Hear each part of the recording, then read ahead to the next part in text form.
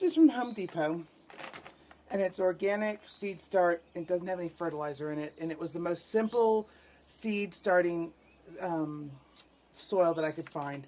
A lot of them have time release stuff in them. A lot of them have just crazy things that you don't necessarily want in your seeds, especially if you went to the expense of buying organic seeds. You don't want, super high, bright blue, whatever fertilizer they use. So what I do is I open one of these up into here, and it's really dry. It feels a little moist, but it's really dry and crumbly, and you don't want it to be dry and crumbly. You want it to be nice and moist. So I pour a lot of water in there. Okay. And I would say this is only half of a bag. If I were using the whole bag, I would have filled this all the way to the top and poured the whole thing in. Okay. And then you just stir it around, because what I've noticed is that the soils, they don't want to actually grab the moisture right off the bat. They'll just kind of sit separately until you forcibly say, hey, here's your moisture. Get with it. And then you get this nice damp soil that will hold together. And because you're not going to be watering your seedlings, you're going to be covering them with some type of plastic to keep them moist until they germinate. You're not going to want to open them up and put a little water in. And even if you do, most seedlings are so small that you will wash them away if you're not careful. So you always want to bottom water when you're working with seedlings, which means to pour it into a closed container where your seed starts are starting. So this is what my kids make to start seeds in. And it's pretty simple. You take one of these cool tools, and you take some of grandmother's newspaper, and you roll them on. And the 9-year-old does kind of not the most impressive job, and the 12-year-old does a really impressive job. And you fold them over like you're wrapping a present, and then you shove them into this. And what I mean by the 9-year-old not doing as good of a job is that she doesn't push hard enough, so hers come undone, and you want them to stay done. It makes life a little easier. So the indent holds the papers together so that they won't unravel once you put the dirt in it. So if it doesn't have a nice indentation, then there's a good chance that when this all gets wet, it's going to fall apart. So there's, tools that you could use for this, but my hands work really well. Also, you can see, because it's not very tight, you can see how this is more open than this one is. So again, once there's wet soil put into this and you start bottom watering, this pot's more likely to fall apart. And then once you get it, they're big enough and you put them out to the garden, there's a really good chance that this one's going to fall apart as you're trying to plant the seed, which is not as big of a deal, but still. So I'm going to fill these up with dirt, and I'm going to just use one finger to tamp it down until I'm about 1/4 of an inch from the top of my, and tamping down means to push it so there's no air, because if there's air where your roots are, then your roots will stop growing. So with yours, you've got peat moss ones, and I would recommend that you put the damp soil in, but then put them in a tray that you, like the ones that I got from the Home Depot, that they were $1.58, and they're just simple plastic trays. You could use anything though, like a Tupperware that you can't find the lid for, whatever.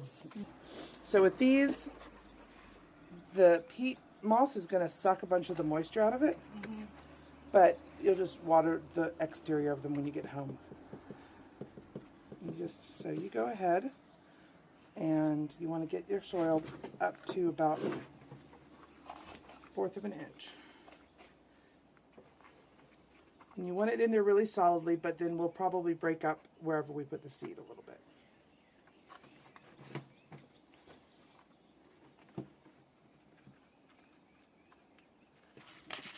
We have plenty of soil.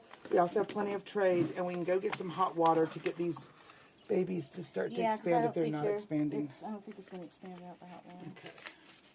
So when you're doing really big seeds, life is a lot easier than when you're doing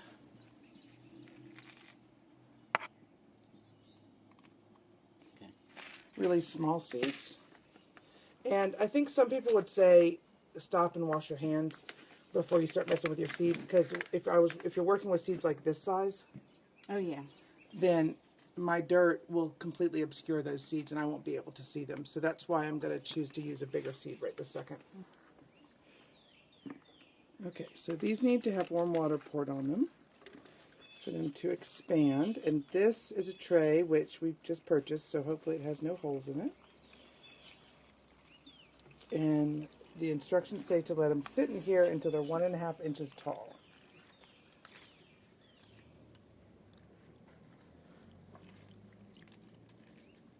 I think that's enough water. And hopefully they'll start to expand. I'm going to hold some down that don't seem to have gotten liquid in the center like some of the others.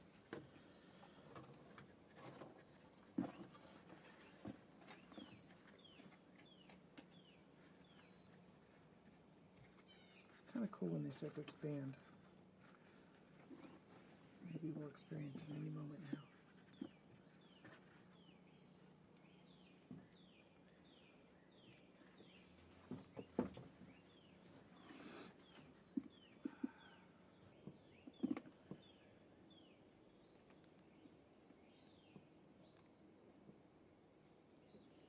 So have you looked at the almanac? Do you know if we're expecting another freeze, or is it safe to start putting stuff in the ground? Officially, the almanac says April 1st. Okay, well, which is day Yeah. after tomorrow. Yeah, so we should be pretty safe. Okay.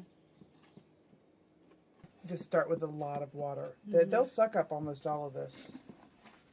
Mm-hmm. And that may have more to do with direct seeding. You definitely have to pinch 2 of them off. This is not a good thing.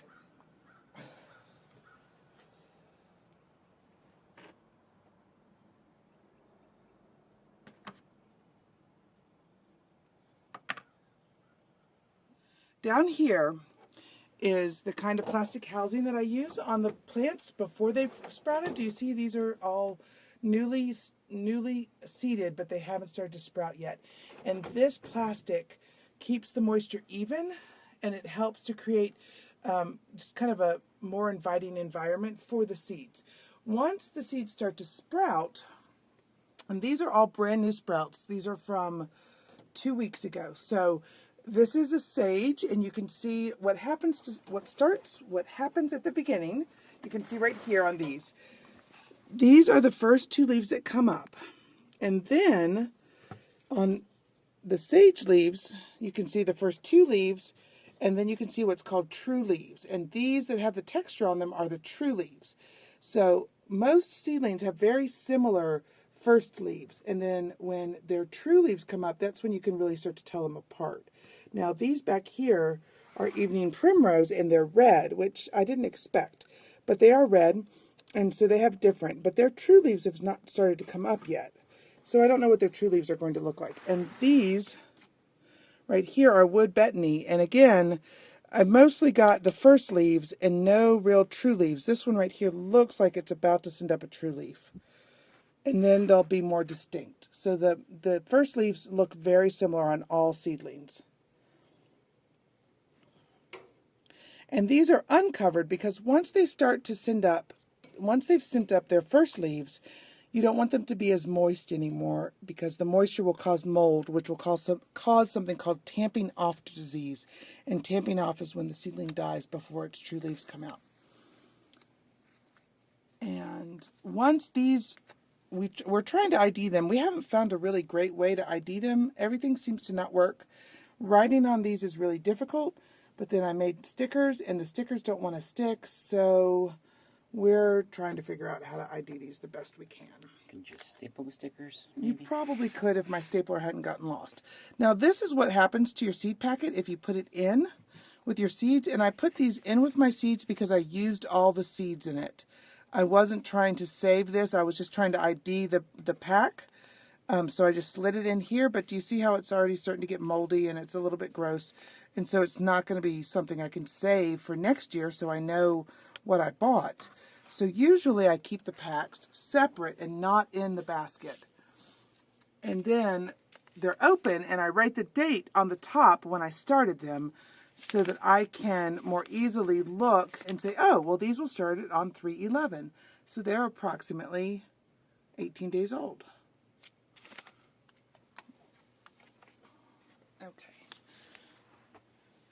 Now these were started on 3/6. So these were the first ones that we wrote on, and I love the way they look when you write on them, but they're very hard to write even just the common name on each of them. This is also the way those little expanding pots work. They have this mesh on them, which can be very difficult to work with in the garden, but it's kind of fun. It's all self-contained. Oh, kind of self-contained. And you can see this, you can see that my seedlings are really healthy and they're already sending their roots out. So that's the difference between brand new seedlings, 2-week-old seedlings, and then this work happened in, a little more than a week, this kind of bushiness that happens. So once they get their seeds, they're getting all their nutrients from the light and whatever fertilizer you might be choosing to use, and they're going to take off really quickly. Now, another thing is that these had very small seeds. So you can see this one has 1, but if you look over here, this one has 2.